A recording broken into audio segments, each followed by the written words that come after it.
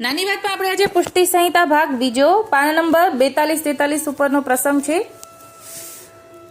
છાયા ગામમાં ઠાકોરજી પધારે છે એનું વર્ણન આપણે લઈએ.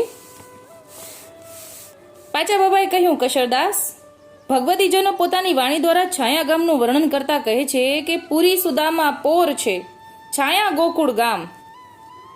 પ્રભુ પોતે પધાર્યા, આપ્યા અઢળક દાન. જેમ મથુરાપુરી છે તેમ પોરબંદર પણ સુદામાપુરી ગણાય છે.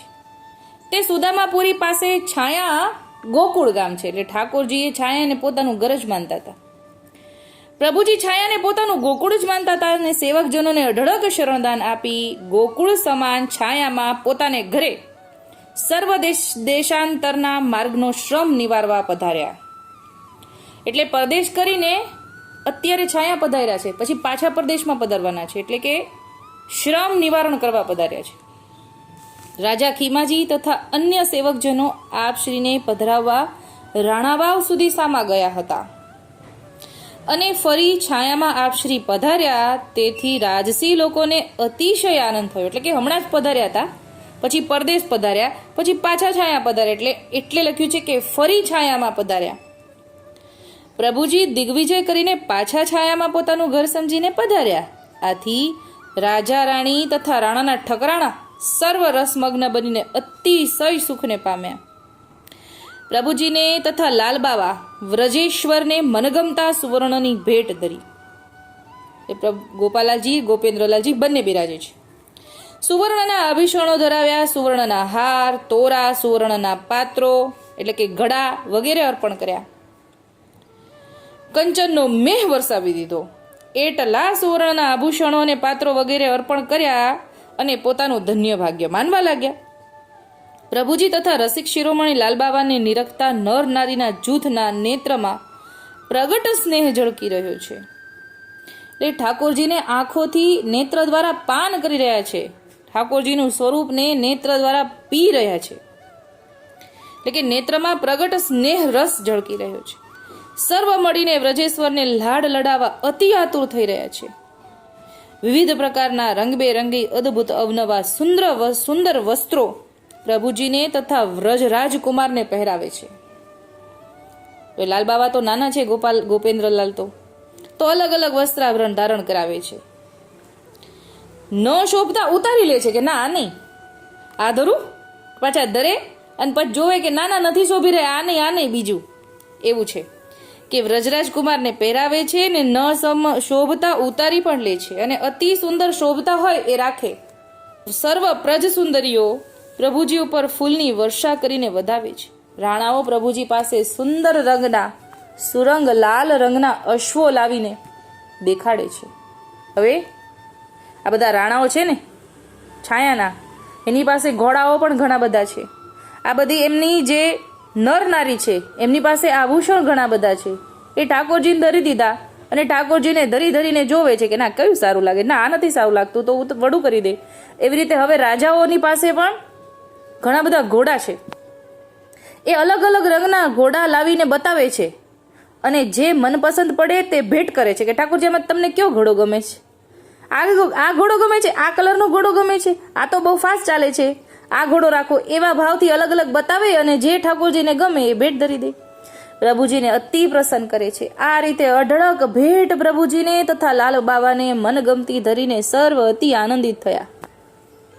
સર્વના મનમાં અતિ પરહ થઈ રહ્યો છે, ફૂલ્યા અંગ સમાતા નથી. પાંચા બાબાએ કહ્યું, કશરદાસ, વ્રજનો લાડીલો અને પ્રજનો લાડીલો અવનવા વસ્ત્રાભરણ સુંદર શોભતા ધારણ કરીને વ્રજેશ્વર આજે પ્રજેશ્વર બની અતિ પ્રસન્નતાથી પોતાની બેઠકે બિરાજી રહ્યા છે. છાયાની છેલ છબીલી નાર છે. પ્રજ સુંદરીઓના ભાવને વશ થઈને પ્રજેશ્વર તેના ભાવને પૂરણ કરવા ખેલવા પધારે છે. હવે હરેકના ભાવ અલગ અલગ છે. ઠાકોરજીના દર્શન કરતા કોઈને એમ થાય કે આને હું શિંગાર દોરું, કોઈને એમ થાય આનું આરો ગાવું, કોઈને એમ થાય હું ઠાકોરજીની સાથે ઠાકોરજી જ્યાં રમણ કરવા કરે તેની પાછળ જાઉં. હરેકના અલગ અલગ ભાવ છે. ઠાકોરજી એમની સાથે ખેલવા પધારે છે.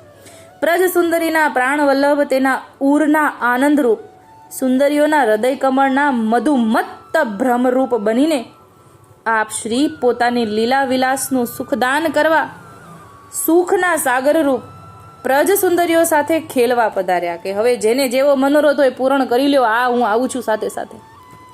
સર્વ લલનાઓ લાલ બાવાને ખેલાવવા અતિ આતુર થઈ રહી છે.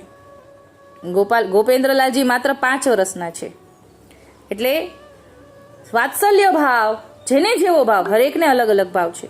એટલે ઠાકોરજીને ખેલવા લઈ જાય છે લાલ બાવાને, અને એક બીજી લલનાઓ સાથે ખેલવા લાગ્યા. અવનવા હાસ્ય વિનોદ સાથે ખેલી રહ્યા છે, અને એક બીજી લલનાઓ એકબીજા પાસેથી લાલને જકજોર ખૂબ જોર લગાવીને ઝૂંટવી રહી છે. ઠાકોરજીને ખેંચી રહી છે, મારી પાસે મારી પાસે મારી પાસે, મને દે કરી. પોતાના અંગ સુઅંગ સાથે લગાવીને લપટાઈ રહી અને પોતાના મનમાં પુલકિત થાય છે. એટલે 5 વર્ષના બાળક હોય એમને જે પ્રમાણે વાલ કરવું એ કરી શકાય. એટલે કોઈ અંગો અંગ સાથે ભેટી પડે છે અને મને જોવે છે એકાબીજી ખેંચી રહી છે, તો એકબીજી ભામીની સુખ સાગરના રસમય લીલા વિલાસમાં રસમગ્ન બનીને સુખના સાગરને પ્રેમથી પકડીને પોતાના બાહુમાં જાણે કે બીજી કોઈ સુંદરી લઈ ન જાય ને એવા ડરથી બંને ભુજાથી ભીડી રાખે છે, પકડી જ રાખે છે એકદમ જોરથી, કે કોઈ બીજું ન લઈ એવી બથ ભરીને ભીડી લે છે. આ રીતે સર્વ રસમગ્ન થઈને ખેલી રહ્યા છે. કવિ એનો ખુલાસો કરતા કહે છે કે પહેલે કૃપા કરી જુવતિનકુ હોય રહે રાસ વિહારી, અબ એહી અધિક કિયો રસ પૂરન સુખ દિયો નર નારી. એટલે પેલા તો રાસ વિહારી થઈને જુવતીજનને સુખ આપ્યું, હવે એનાથી પણ અધિક સુખ દિયો નર નારી, હવે તો નર ને નારી બંનેને સુખ આપ્યું. પહેલા સારસ્વત કલ્પમાં દ્વાપર યુગમાં રાસ વિહારી થઈને વ્રજ સુંદરીઓને કૃપા કરીને આજે શ્વેતવારા કલ્પમાં કળિયુગમાં પ્રજના નર અને નારીના જૂથને એ રસના અધિક દાનનું સુખ આપી રહ્યા છે. આ પ્રકારે સર્વ નર નારીના જૂથને પોતાના અલૌકિક લીલા વિલાસના રસનું દાન સુખ સાગર આપી રહ્યા છે, અને સર્વને તે રસનો એક સરખો અનુભવ કરાવ્યો છે. સર્વના ઉર અંતરમાં તે રસ ઠેરાઈ રહ્યો, એટલે જે આનંદ માણ્યો ને એ હૃદયમાં ઠેરાઈ રહ્યો, ઝીલી લીધો છે બધાએ. જેમ સરિતાના જળનો અવિરત પ્રવાહ સાગરમાં ભળતા એકરૂપ થઈ જાય છે, તેમ પ્રજજનના પ્રેમની સરિતાનો અવિરત પ્રવાહ સુખ સાગરની લીલા વિલાસમાં ભળી જઈને એક રસ થઈ ગયો. એટલે કે જેવો જેનો મનોરથ હોય એવો ઠાકોરજીએ લીલા કરીને એમાં ભેળવી દીધો. એ રીતે સર્વ પ્રભુજીના થઈને રહ્યા, અને પ્રભુજી સર્વ દિનજનોના નિસાધન પ્રેમ ભાવને વશ થઈને તેને આધીન થઈને રહ્યા છે. હવે ઠાકોરજી કેવા આધીન થઈ ગયા, ઓલી આ બાજુ ખેંચે, ઓલી આ બાજુ વાલ કરે, ઓલા સિંગાર ધરે, ઓલી ભેટી પડે, ઓલી બધ ભીડીને કોઈને દેવું નથી. ઠાકોરજી તો વશ થઈ ગયા, એને તો ખાલી ઠાકોરજીને તો ઠાડા રહેવું, કેમ કે તો વશ થઈ ગયા, હવે હું કાંઈ નહીં કરી શકું, તમે જેમ કરો એમ, તમારા માટે તો અહીંયા પધાર્યો છું, એમ કરીને વશ થઈને ઠાડા છે. એવા રસિક પ્રેમની પ્રીતિવાળા બીજા કોઈ નથી, એસે ઓર ન કોઈ, એમ કવિ લખે છે. જેઓ પોતાનું તન મન ધન અર્પી રહ્યા છે, કોઈના પ્રેમ ભાવમાં કોઈ જાતની વધઘટ ક્યારેય જોવામાં આવતી નથી. સર્વનો એક સરખો અનન્ય પ્રેમ સ્નેહ ભાવ જણાઈ રહ્યો છે. જો ઘડીક વાર પ્રેમ આવે અને ઘડીક વાર ના હું હવે મારું કામ પતાવીને આવું, એવું નથી. એક સરખો એક ધાયરો પ્રેમ ચાલી રહ્યો છે, જેમાં ઓટ નથી આવતી, ઓછું નથી આવતું. તેવો જ પ્રેમ ભાવ પ્રભુજીનો પક્ષપાત ભરેલો પોતાના સેવકો ઉપર નિત્ય જણાઈ રહ્યો છે. હવે પછી ઠાકોરજીને પણ પક્ષપાત થાય ને કે ના, આ મને બહુ વાલ કરે છે, મને એના પર બહુ પ્રીતિ છે, એની પર બહુ કૃપા કરું, અધિક કૃપા કરું, એટલે પક્ષપાત પણ કરે છે. અરસપરસની પ્રીત સેવક સ્વામીની અતૂટ બંધાઈ ગઈ છે, તે પુષ્ટિ રસ, એવું સમજાવે છે. આવો ભાવ છાયાની લલનાઓને હતું, અને ઠાકોરજી આવા ભાવને કારણે તો ફરીવાર કરીને છાયા પધારતા.